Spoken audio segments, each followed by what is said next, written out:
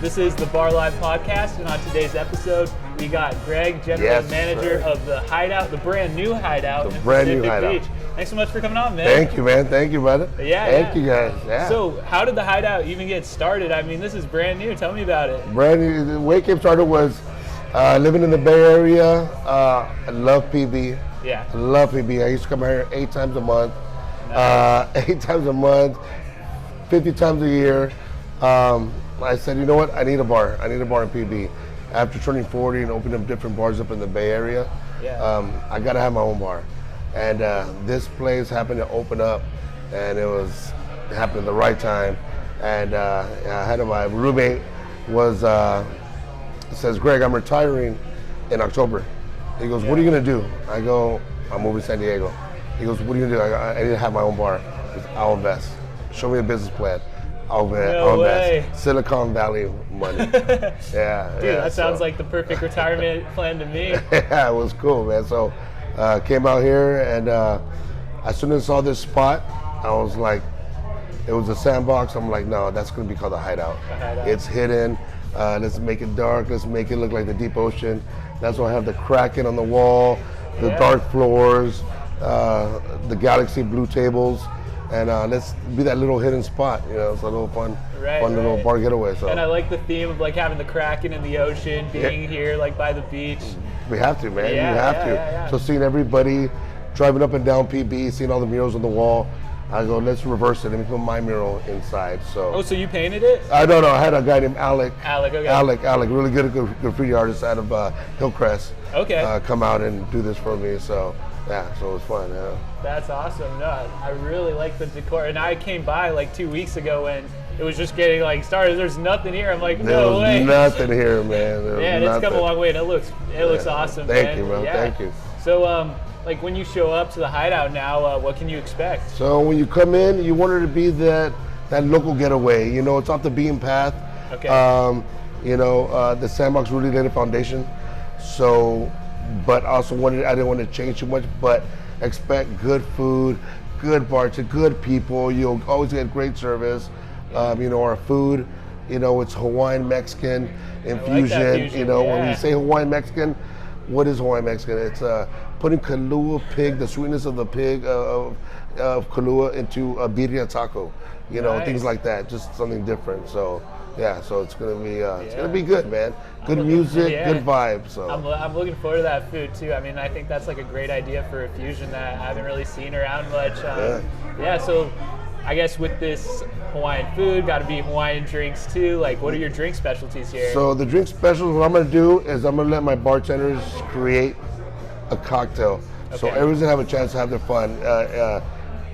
Show me what you got. When I do my cocktails, I'm gonna do a lot of muddled pineapples with tahini and chamoy in the rim. Nothing blended, but all on the rocks. That's when you get the taste of the booze and the sweetness. So you might have a bit of a competition between the bartenders. The bartenders are going to compete.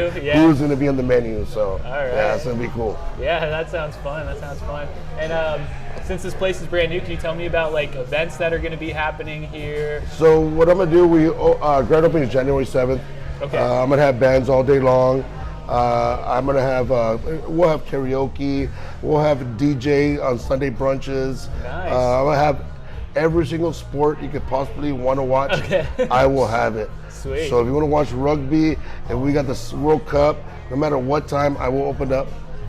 Maybe not serve alcohol, but I will be open for every single sport that you could possibly think of. That's awesome.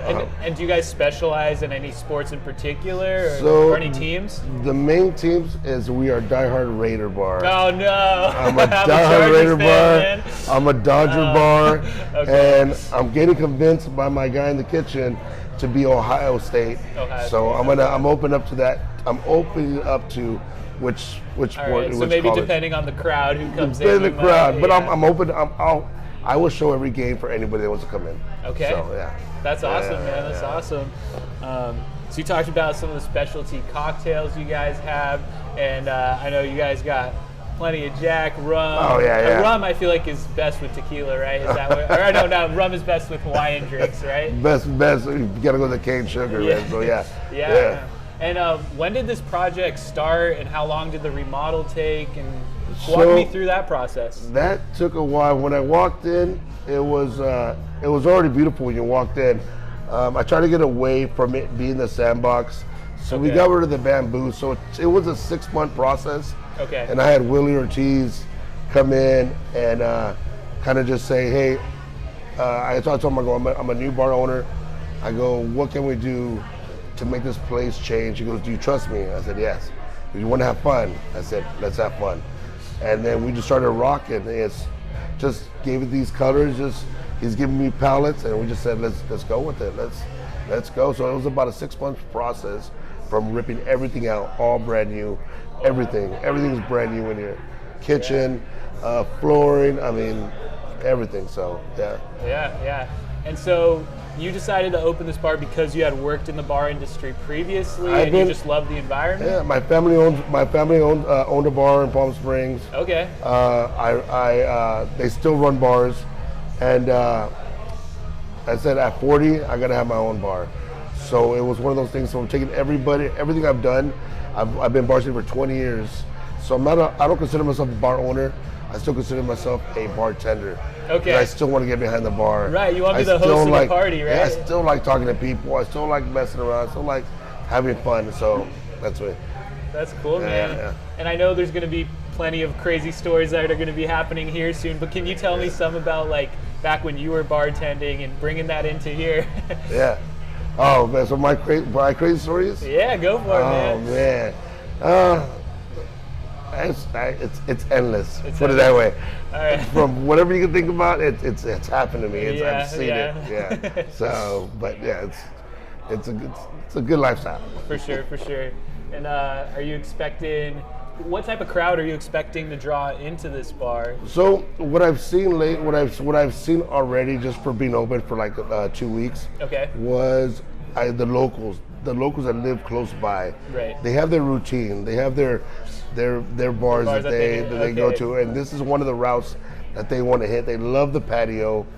So I'm expecting the locals and the tourists during the day, and then the younger crowd at night. You know, just that mayhem, wildness. Right. And then living here not too long, the most experienced bartenders want to bartend during the day. You know, that's what I've noticed. They want to bartend during the day, and they don't work just one job. They work multiple bars.